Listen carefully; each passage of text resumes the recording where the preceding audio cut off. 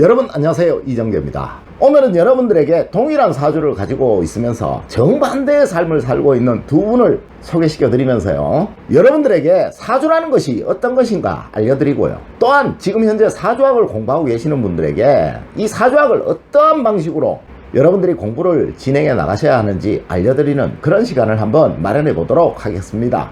대부분의 분들이 유튜브뿐만 아니고요, 인터넷도 마찬가지고요, 사주학을 공부하고 있는 대한민국에 있는 모든 분들이 이 사주 8자만 가지고 사주를 자꾸 풀려고 하는 그런 경향들이 있어요. 어떤 분이 저한테 그런 질문을 하시더라고요. 교수님은 과연 우리 사주라는 것이 우리의 삶에 몇 프로 정도의 영향을 준다라고 생각하십니까? 라는 그런 질문을 하시더라고요. 여러분들은 과연 몇 프로 정도 영향을 주고 있다고 생각하십니까? 우리 거기에 대한 결론을 이 영상을 다 보시고 한번 같이 내어보도록 할까요? 오늘 소개시켜드릴 사주는요, 제가 학교에서 수업을 하면서 제 제자분들에게 굉장히 많이 보여드리는 그런 내용들이에요. 여러분들도 한번 잘 보시도록 하세요. 동일한 사주를 가지고 있으면서요, 정반대의 삶을 살아가는 사람들이 굉장히 많습니다. 저는 이 케이스 말고 굉장히 많은 케이스를 봤는데요, 오늘 제가 소개시켜드릴 케이스는 여러분들이 아주 간단히 이해하시기 쉬운 케이스라서 제가 한번 골라봤습니다. 자, 먼저 소개시켜드릴 케이스는요, 갑자, 임신, 갑인, 기사시를 가진 이런 사주의 구성입니다. 갑자년이니까 나이가 꽤 많죠. 그런데요, 아직 결혼도 못하고 직장도 없고, 그래서 어머님의 걱정이 늘어지시더라고요. 두 분이 같이 오셔서 저한테 상담을 하고 이름을 바꾼 케이스입니다. 또 한 분의 사주의 소유자는요, 저한테 아기 이름을 지으러 오셨던 분인데 제가 그 남편분을 아주 잘 알고 있습니다.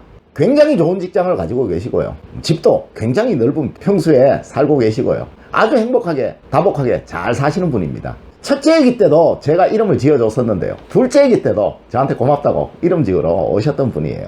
자, 여러분들과 이 사주에 관해서 한번 이야기를 나눠보도록 하겠습니다.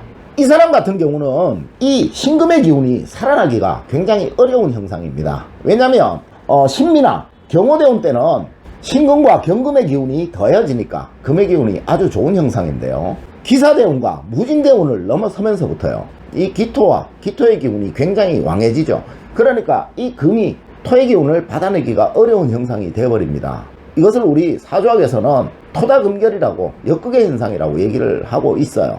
또한 여러분들이 배우셨던 사주학에서 자주 등장하는 인신충이죠, 그죠? 그래서 이걸 해석하면 남편복도 없고 결혼도 못하고 직장도 없고 이렇게 얘기가 되겠죠, 그죠? 또한 이 사주는요, 간목과 간목, 인목의 기운이 굉장히 강해서 이 사화의 기세가 살아나기가 어렵죠. 이 사주의 용신은 화라고 할 수 있는데요, 이 화의 기운이 살아나기가 어려운 형국입니다. 그렇다면 용신이 기세가 없으니까 이 사주 아주 나쁜 사주죠. 물론 제가 방금 드린 말씀을 첫 번째 케이스 분한테 그렇게 말씀을 드렸다면 이분은 뒤로 넘어갈 거예요. 너무 정확합니다. 너무 잘 맞습니다. 어떻게 이렇게 잘 맞추십니까? 이런 소리 할 거예요, 그죠? 그런데 두 번째 케이스 분한테 이런 말씀을 드려버리면 그분은 뭐라고 하겠어요? 아닌데요, 저 잘 살고 있는데요, 남편 저한테 굉장히 잘해주는데요, 저희 집 아주 부유하고 행복합니다, 이런 말씀 하시겠죠. 바로 이것이 여러분들이 사주학을 공부하시면서요 빠지기 쉬운 함정입니다. 동일한 사주를 가진 사람들은 이렇게 수백 명씩 있습니다. 그런데 여러분들한테 힘들어서 사주를 보러 가는 사람들, 그 사람들은 너무너무 고통스럽고 어려운 사람들이라는 거죠.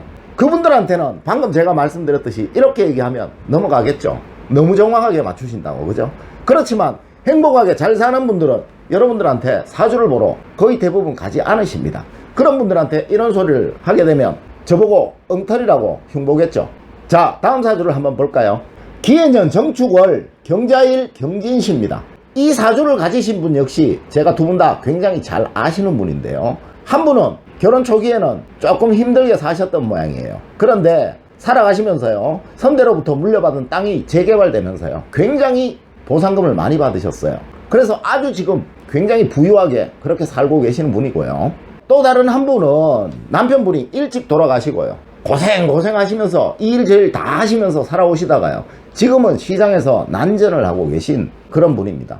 동일한 사주인데 똑같은 사주잖아요. 그런데 한 분은 남편 때문에 굉장히 부유하고 굉장히 행복한 삶을 살고 계시는 분이고요, 또 다른 한 분은 남편분 때문에 너무너무 힘들게 어렵게 사시다가 남편 복 없이 지금 시장에서 너무너무 고생하시며 살아가시는 분입니다. 자, 이걸 어떻게 설명해야 할까요? 여러분들이 보시기에 과연 이 사주라는 것이 어떤 의미가 있다라고 판단이 되십니까? 이분들 역시 마찬가지겠죠. 뒤에 분한테 제가 방금 말씀드렸듯이요, 경금일주인데 재성이라고 할 수 있는 목이 없고 그로 인해서 관성이라고 할 수 있는 화의 기운이 살아나기 어려우니까 당신은 남편 복이 없고 저 복이 없어서 굉장히 고생이 심하겠네 하면 넘어가겠죠. 너무너무 정확하게 잘 맞추신다고. 그런데 첫 번째 분한테 이런 말씀을 드려버리면 뭐라고 하겠어요? 엉터리라고 흉보겠죠. 에이 사기꾼아 하고 그냥 나가버리겠죠. 이런 케이스는 수도 없이 많습니다. 여러분들과 동일한 사주를 가지고 계신 분들은 우리나라에만 다 수백 명씩 있다라는 거죠. 그 중에서 어떤 분은요 굉장히 부유하게 살기도 하고 어떤 분은 굉장히 가난하게 살기도 할 거고요. 또 어떤 분은 결혼도 못하고 혼자 사시는 분도 있을 거고요. 어떤 분은 결혼 2번씩 하신 분들도 있을 거예요. 자, 여러분은 과연 이 사주라는 선천운이 우리의 삶에 몇 프로 정도의 영향력을 미쳤다고 생각하십니까? 저라면 10%도 안 될 것 같다라고 얘기할 것 같은데 여러분들의 생각은 어떠신가요? 이 두 사주의 케이스에서 보듯이요, 본인의 사주보다 남편의 영향력이 훨씬 더 컸다라는 거 여러분들이 쉽게 이해하실 수 있죠. 그렇다면 이 사주는 아무런 의미가 없는 것 아닌가요? 이런 경우는 수도 없이 많습니다. 이것이 바로 전형적인 일본식 점수학이라는 겁니다. 여러분들은 사주학이라는 것이 중국에서 만들어진 것이라고 잘못 생각하고 계실 겁니다. 그런데요, 중국에는 사주학이라는 학문이 없습니다. 그렇다면 또 저한테 무슨 말 하냐고, 자평명리도 있고 궁통보감도 있고 적천수라는 것도 있는데 무슨 헛소리 하냐고 하시는 분 있겠죠. 그렇다면요, 중국에서는 간지를 쓰지 않는다는 부분 여러분들 어떻게 생각하십니까? 한글을 하기 위해서는 자음과 모음을 알아야 되죠. 영어를 하기 위해서는요 알파벳이라는 것을 먼저 공부를 해야 돼요. 또한 사주학을 하기 위해서는 이 간지라는 것을 반드시 알고 이해를 해야만 합니다. 그런데요, 중국의 역대 어느 기록에도 이 간지에 관한 기록은 단 한 개도 나오지 않습니다. 중국에서 최초로 간지에 관한 기록이 나오는 것은요 신의 혁명이라는 것인데요, 이거 사건은 일제 말기에 있었던 사건이라는 겁니다. 예, 맞습니다. 여러분들이 지금 알고 계시는 적천수, 궁통보감, 자평명리 이런 것들은 전부 다 중국에서 만들어진 것이 아니고 일제가 우리의 사주학을 왜곡, 변조하기 위해서 자기네들이 거짓으로 만들어낸 겁니다. 이미 적천수나 궁통보감 이런 것들은 일제가 만들어냈다라는 그 사실 밝혀진 지가 오래됐습니다. 단지 여러분들의 스승이라는 분들이 말을 안 하고 있을 뿐이죠.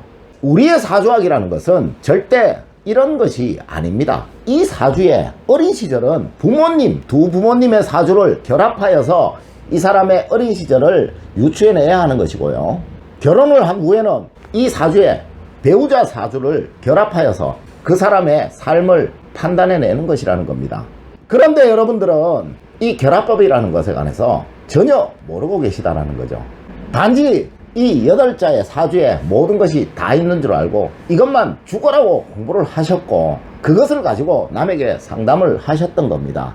또 그것이 진짜인 줄 알고 배우셨다라는 거죠.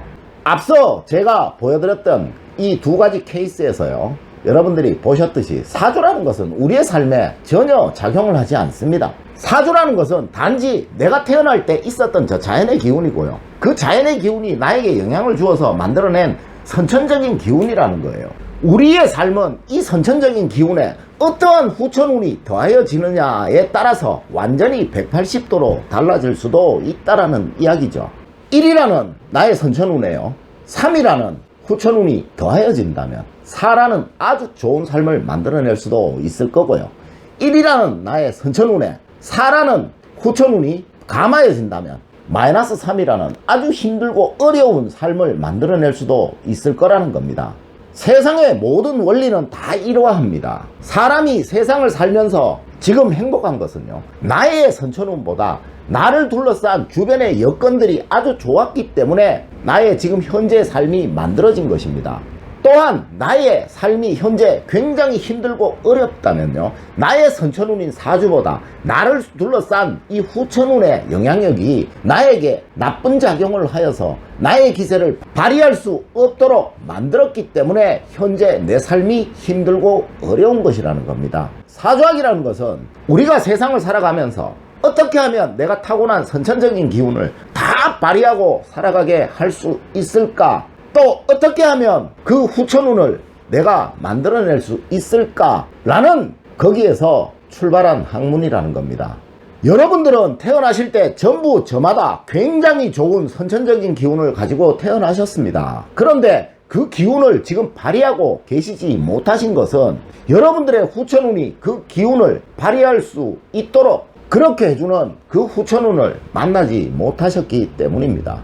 또한 만약에 여러분들이 지금 행복하시다면 그러한 후천운을 여러분들이 지금 잘 만나고 계시기 때문에 그러한 결과가 나타난 겁니다. 오늘은 여러분들에게 우리의 정통 사주학과 엉터리 일본식 사주학에 관해서 차이를 알려드렸습니다. 이제 앞으로는 여러분들의 후천운을 여러분들 스스로 만들 수 있는 그 방법에 관해서 알려드리도록 하겠습니다. 늘 여러분들에게 올바른 학문과 올바른 지식을 전하는 그런 제가 되도록 노력하겠습니다. 오늘 여러분들 긴 시간 너무너무 감사드립니다. 감사합니다.